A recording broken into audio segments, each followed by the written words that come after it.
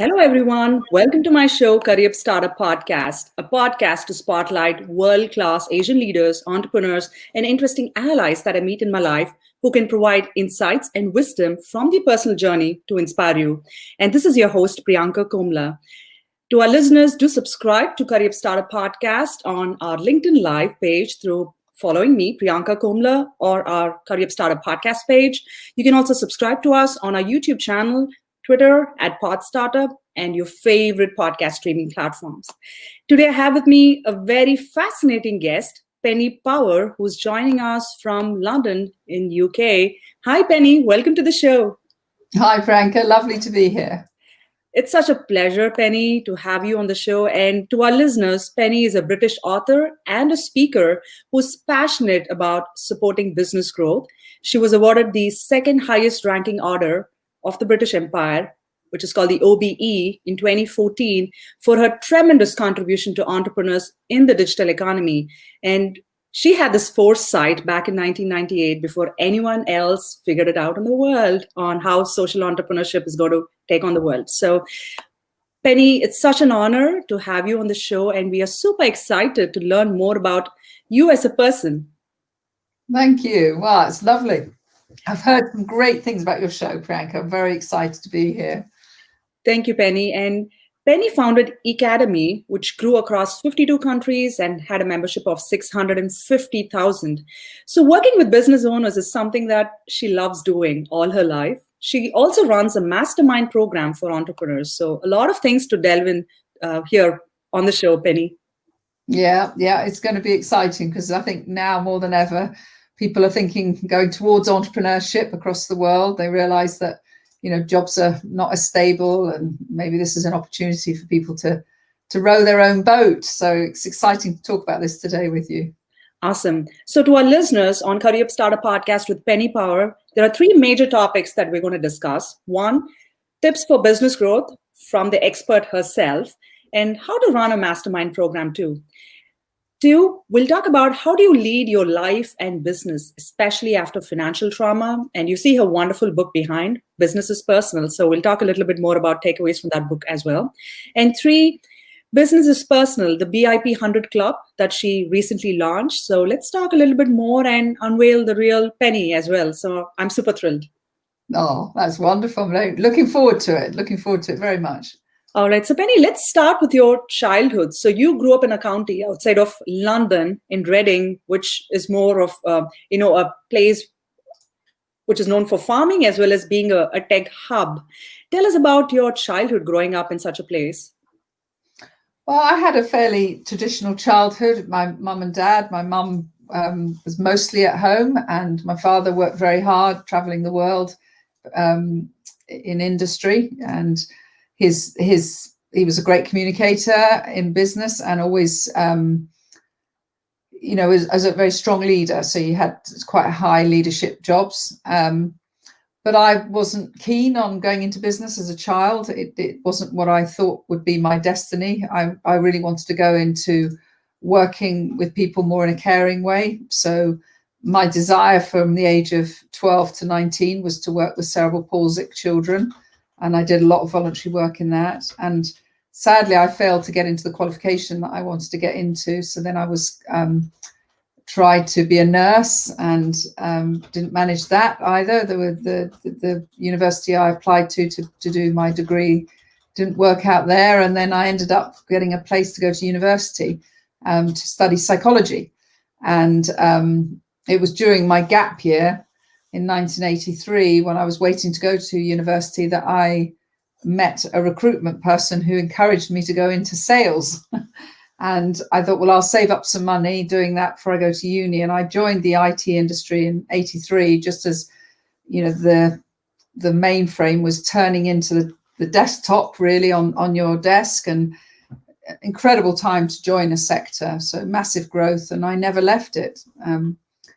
And so that's me in business, sort of accidentally, really. But I've enjoyed doing it my way, I think. That's the important thing, that we all have to find our own way.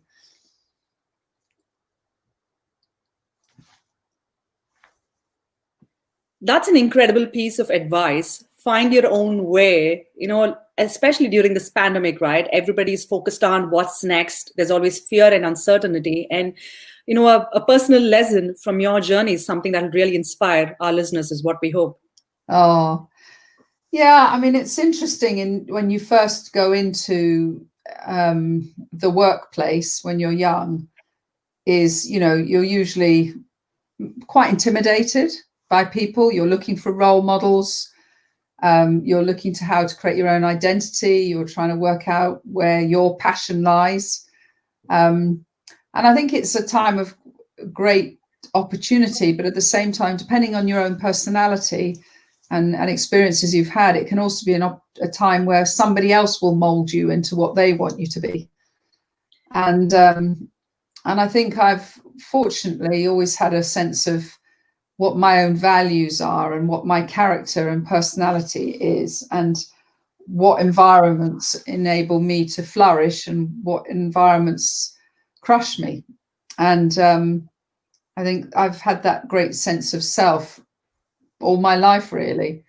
And I think that's what people really need to have now. I think there's an interesting challenge across the world for people, since social media has become such a huge broadcasting environment. When we started in it in 1998, my husband and I, when we started Academy, it was much more about social networking and about creating your social capital around who you are.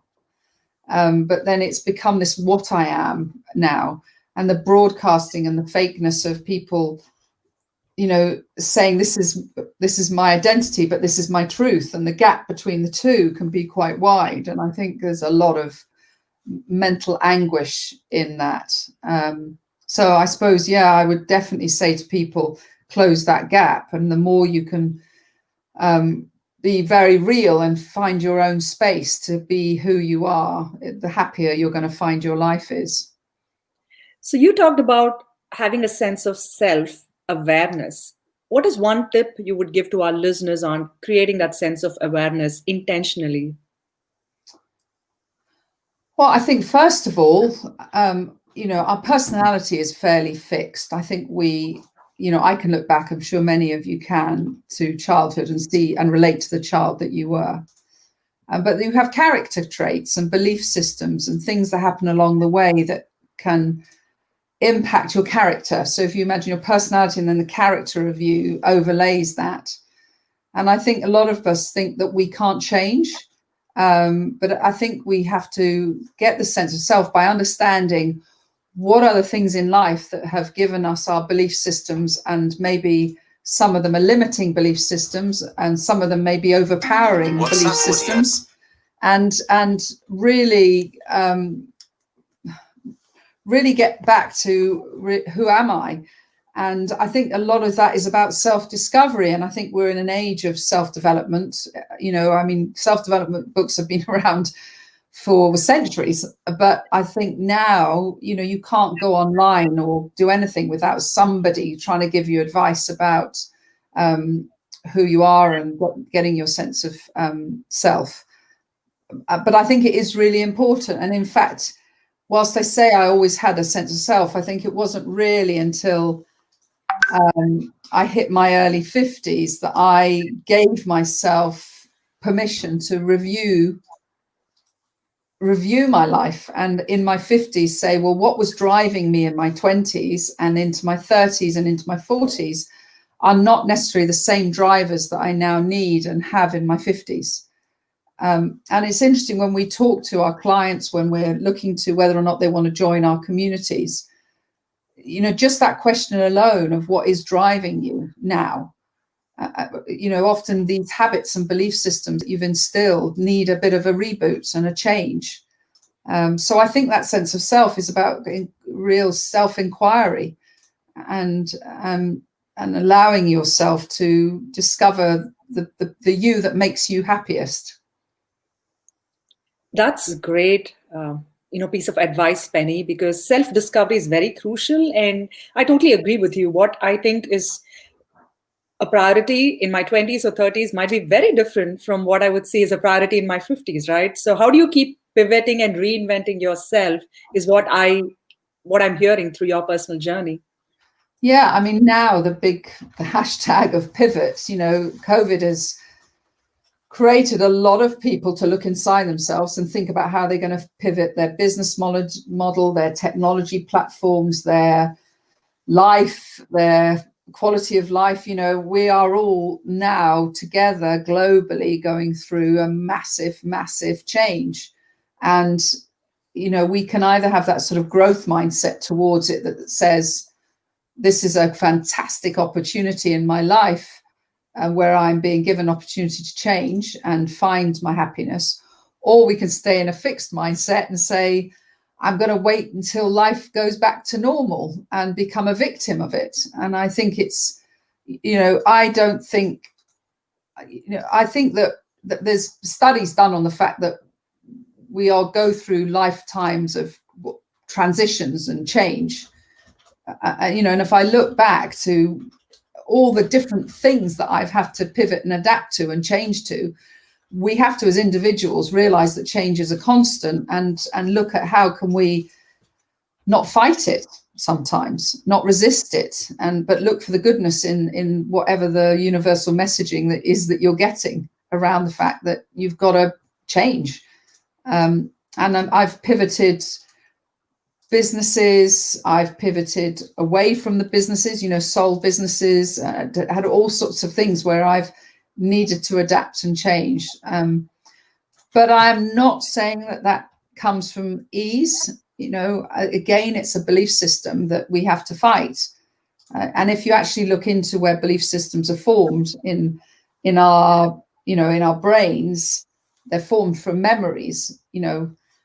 A child can be given a belief system that they're not very good at maths just because one teacher says to them when they're 5, oh, you're not very good at this. Do you want some help?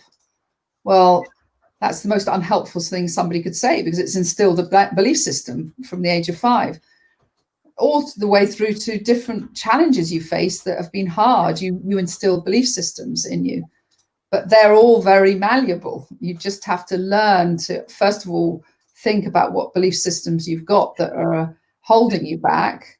Now, for me, one of mine was, I don't like risk and I don't like change.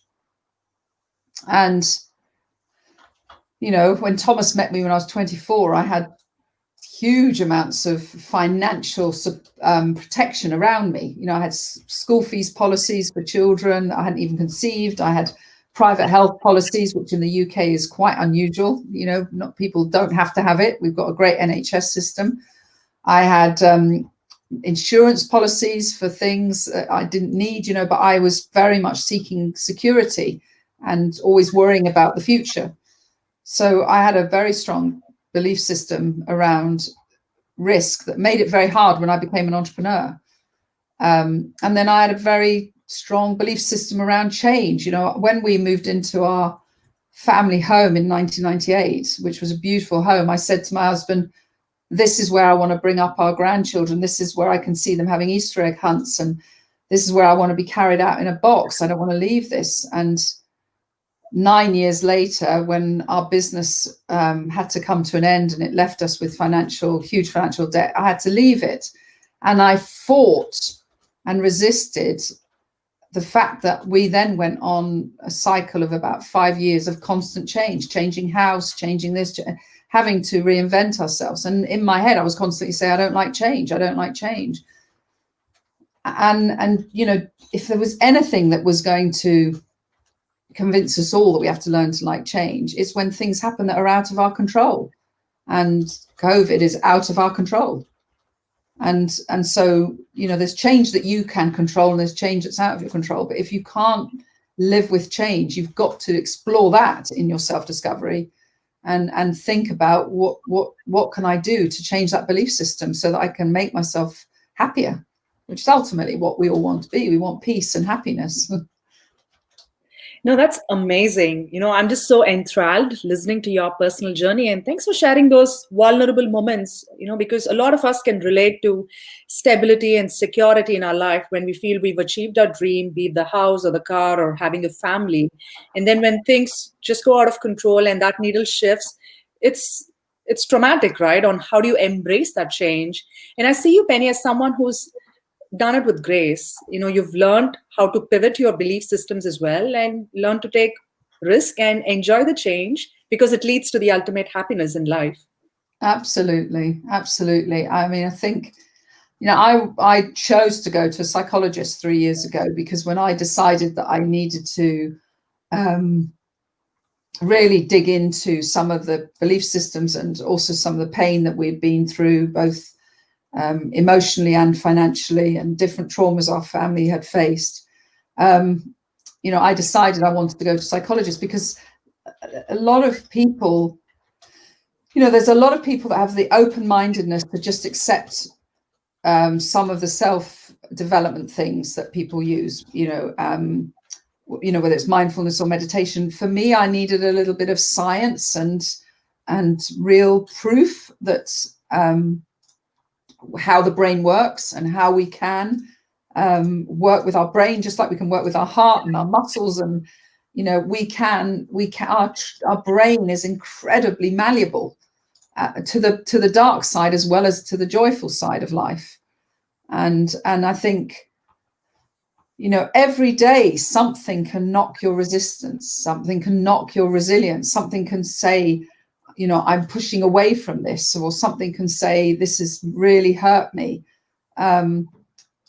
Those things can, change on a whim from an email that comes in. We used to have to, fight saber-toothed tigers or whatever, and that was what gave us stress. Now it's an email that can come in that we weren't expecting. And if we don't learn, certainly as business leaders, if we don't learn how to manage our mental fitness, I think life is going to become very unhappy. It's not going to kill you, but it is going to be unhappy. And I am shocked with how many people live an unhappy life when they could take control and change that. And I think, like we said at the beginning, some of that's they're carrying on with the same drivers that they had when they were an ambitious 20-year-old.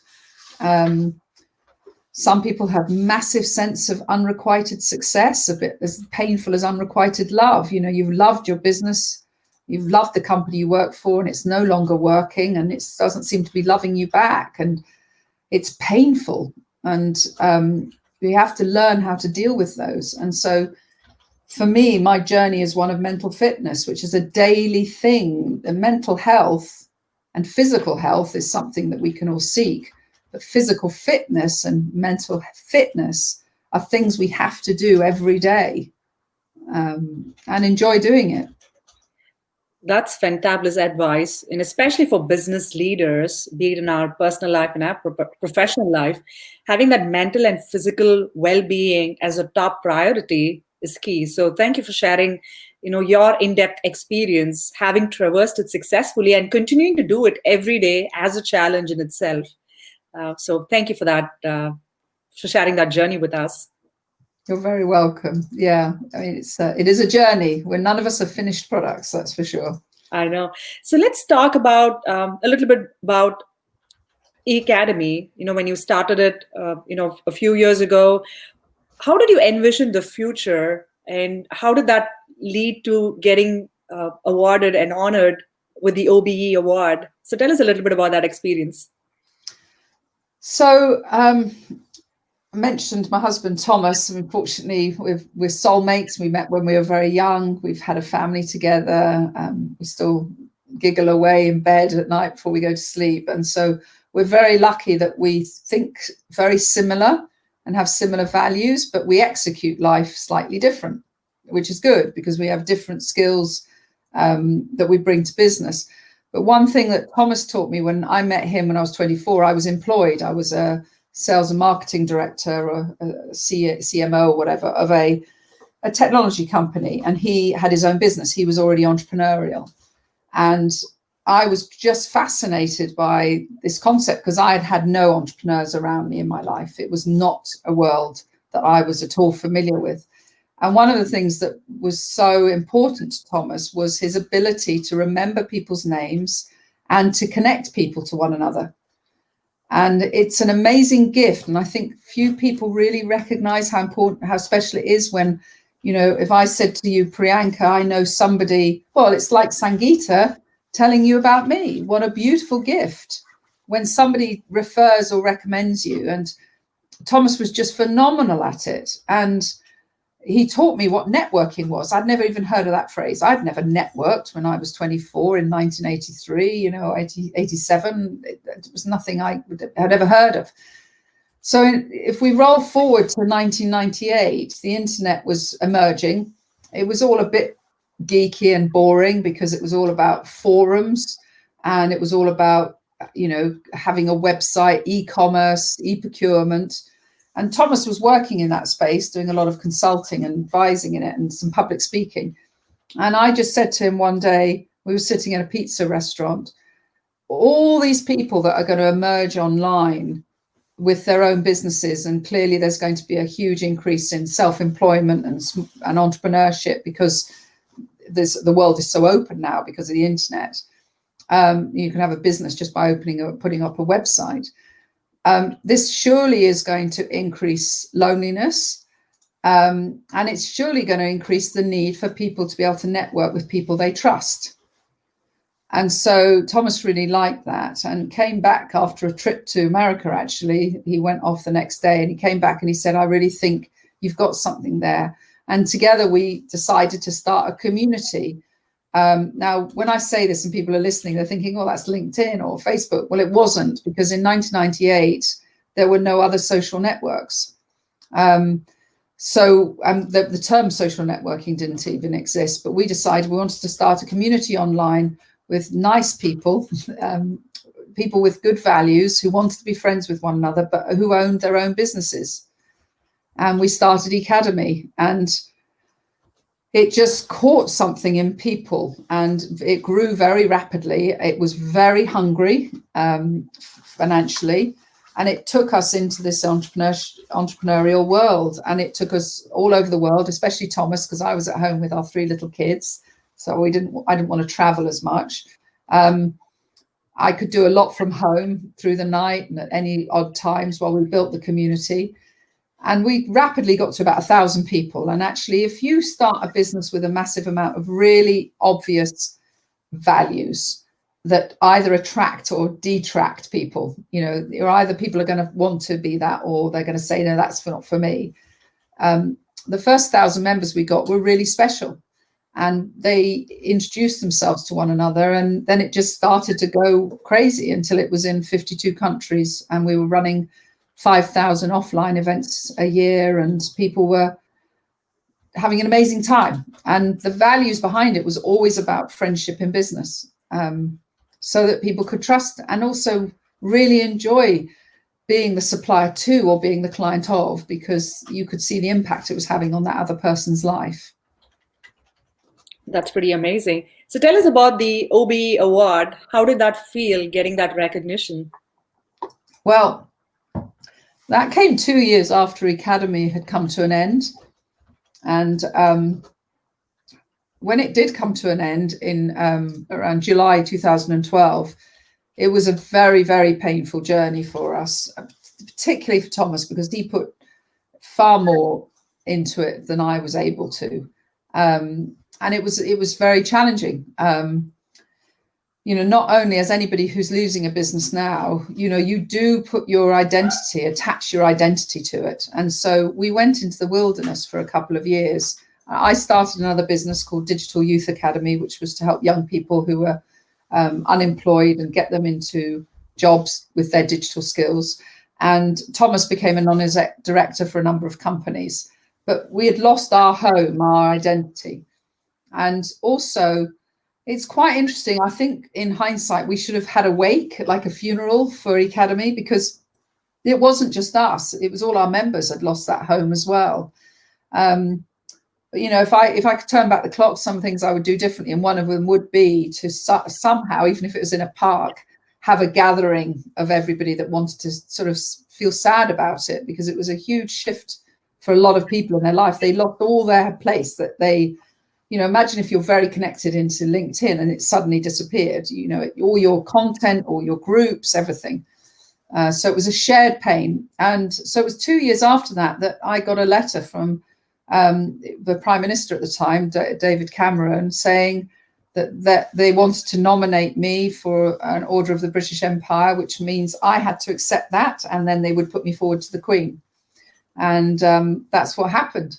So, and the citation was for the contribution that the Academy made to entrepreneurship in the digital economy, social digital economy, which is a lovely piece of validation, because that external validation, that recognition, that acknowledgement gave us something to say it was worthwhile, that we did make a contribution.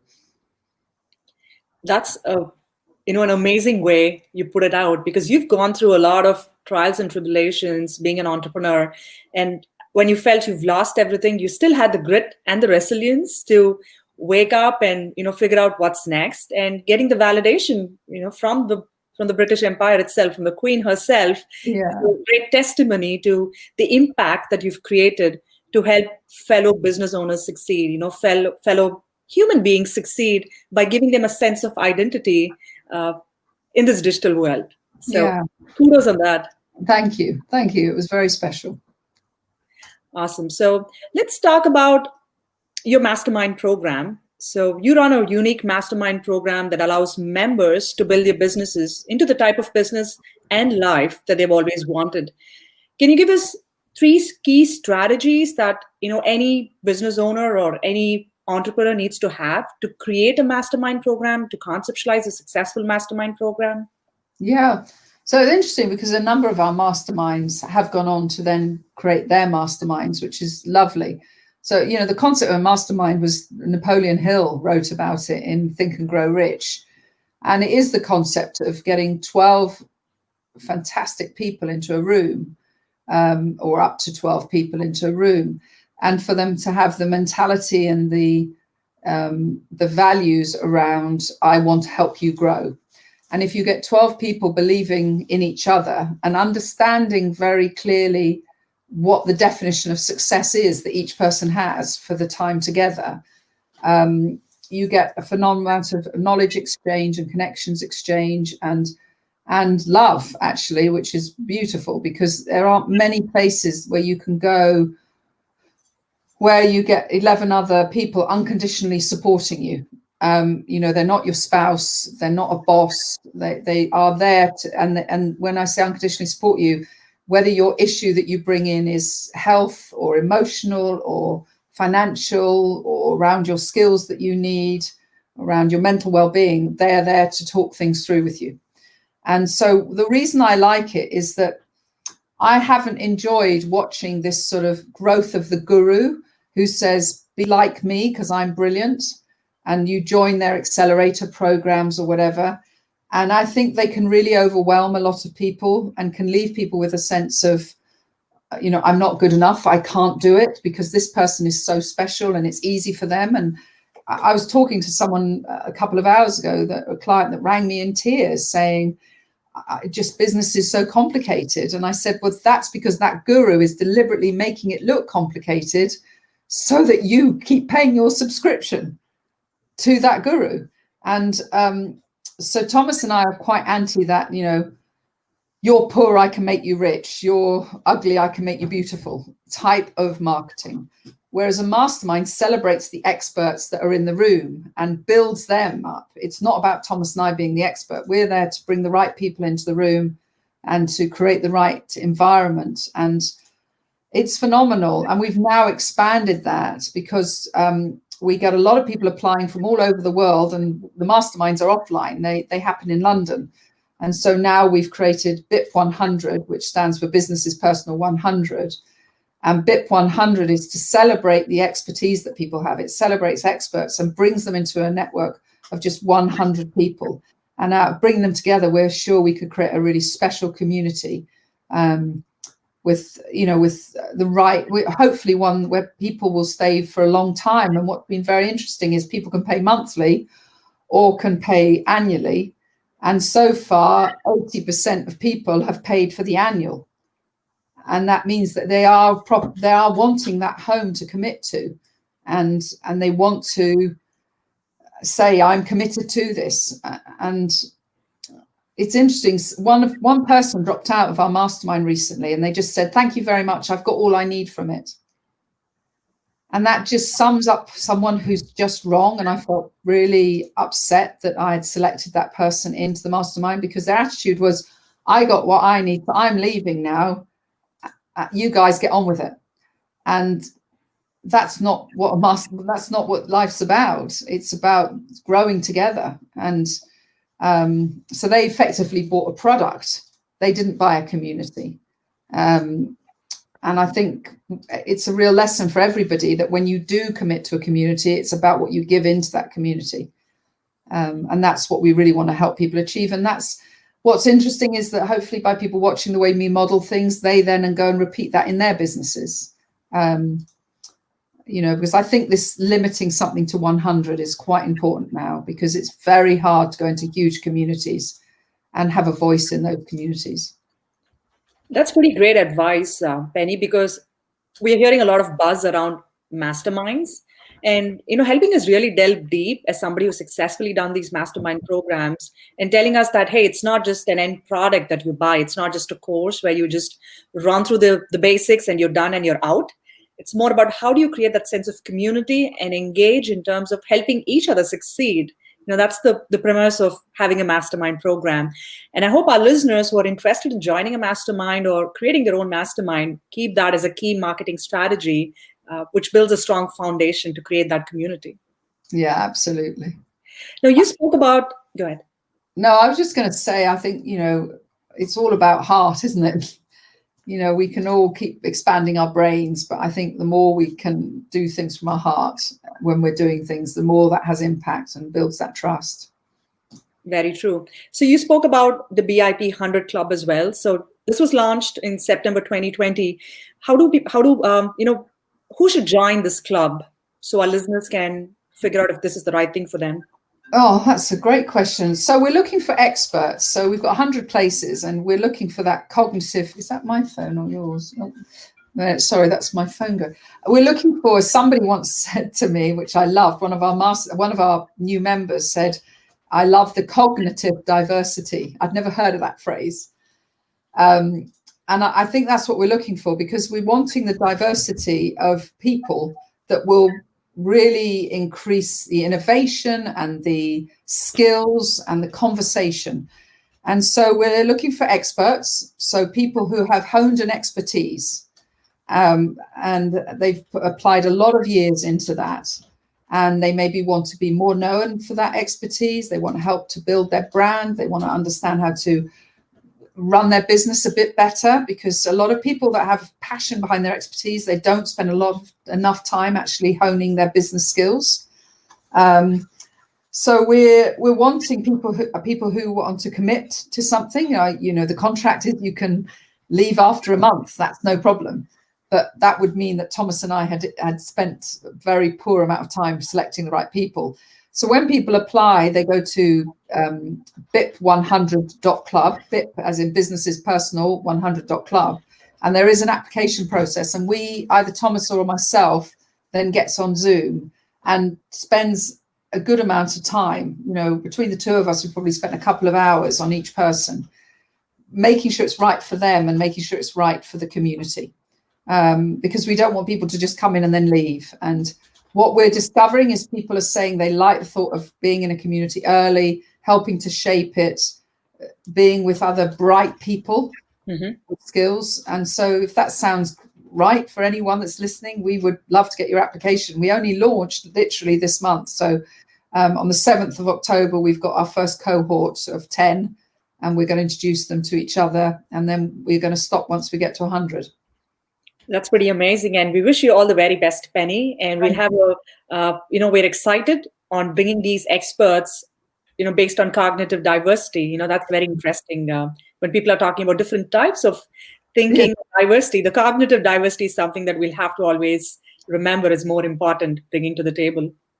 Yeah, I think you're right. I think it's the diversity issue is a big, challenging one, isn't it? Ultimately, I see everybody the same. It's their heart and their brains that I see the difference in, and that's that's what we really want to make sure is in it. So, yeah, we'll have some great people in there, I'm sure. I'm looking forward to your continued success in helping fellow entrepreneurs succeed, because I think that's where you bring a lot of impact. So it's not just about you, it's about helping people grow. Yeah, I think that's where a lot of people get their branding wrong. It's never about you. It's never about yourself. Your brand is always about the impact that you want to have on others. And when I touch the keyboard, I'm channeling to people. I'm not thinking, how do I get myself known? Very true. So let me talk about your book, Business is Personal. And for those who are on the video chat can see those splendid copies of the book behind Penny. What is one takeaway that you can give to our listeners from that book? There's a lot of takeaways. I think the big thing really is giving yourself permission to lead the life that you want to lead, and get that clarity around, what is this life that you really want to design and how can you make it happen? Because we have so much choice. We have access to skills. We have so much choice in our lives. We can really design our lives. And I mean, Thomas and I have really redesigned our life quite a lot. We've even taken up cycling. We've bought a motorhome, an RV type thing. We've built a business where we can work remotely on the road. We can, go work in the morning and then find new places to go cycling. And I just choose, think about what makes your heart really happy, because I think we can all now design a life and an income that will give us what we want. That's splendid advice. Thank you so much for all those nuggets of wisdom that you've shared. We have a fun rapid fire round for you, Penny. Are you ready for it? I am. So you tell us the first thing that comes to your mind when I say the following. Role model. Say again. Role model. Rome, probably my husband. What does happiness mean to you? Freedom, I think. Freedom of choice, freedom of the type of people that we work with, freedom of time. What is one fun thing about Penny that you haven't shared with anyone, but it's exclusive to our Curryup Startup Podcast listeners? Oh my goodness. I don't know how fun it is. Well, I suppose I've shared here about the motorhome and the cycling, but maybe that I used to swim for our local county. So I was a big swimmer, butterfly and front crawl. So I've got big shoulders as a result of it. Hey, that's a splendid way of being physically and emotionally fit, right? Swimming gives you tenacity. One word to describe Penny. Happy. Well, we see that. Thank you so much, Penny, for being on our show and for sharing those wonderful, life experiences. Everybody sees you as a successful entrepreneur, but the story behind the scenes is actually very moving, and I hope that's very inspiring to our listeners as well. Thank you. It's been wonderful. I think the Curry podcast is really Curryup, I should say, podcast very special. I'm enjoying it. I think the guests that you have, the leaders that you have, your intention with it, the fact that you do this 3 times a week is phenomenal as well. So I've absolutely loved it. And I think your questions and the way you prepare your guests for it as well is wonderful. So I really appreciate it. Thank you so much, Priyanka. Thank you, Penny. That was amazing. So thanks so much. To our listeners on our Curryup Startup Podcast with Penny Power today, we have 3 key takeaways that we wanted to share. 1, don't fight or resist change. Look at Penny's life experiences and look at where she's today and how she's constantly reinventing herself. So just be happy and keep rolling with the punches is how I would see Penny's journey. And 2, as everybody who's focused on creating a mastermind program or is interested in joining one, don't look at it as a product. Look at it as building a community, engaging with each other and helping each other succeed. And 3, and the most fabulous aspect of all, Penny, is being happy, being peaceful. As leaders, we need to constantly stay mentally and emotionally fit. And one email or, somebody's resentment shouldn't really push us off the curve. So thank you for those 3 splendid pieces of advice. Do you have any parting thoughts to our listeners? No, I just say go out and design the life that makes you really happy. That's all I just want to say to people. Thank you so much, Penny. And congratulations on your continued success. with your book, Business is Personal, with the BIP 100 Club. We'll have links to that as part of our show notes. So to our listeners, her book, Penny's book, Business is Personal, is an amazing read. So if you're an entrepreneur, a leader, go check out that book. It's available on Amazon.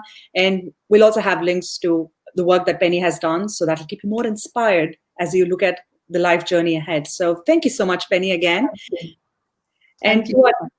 And to our listeners, hope you found this episode to be inspirational, and we look forward to seeing you at another episode with another fascinating guest.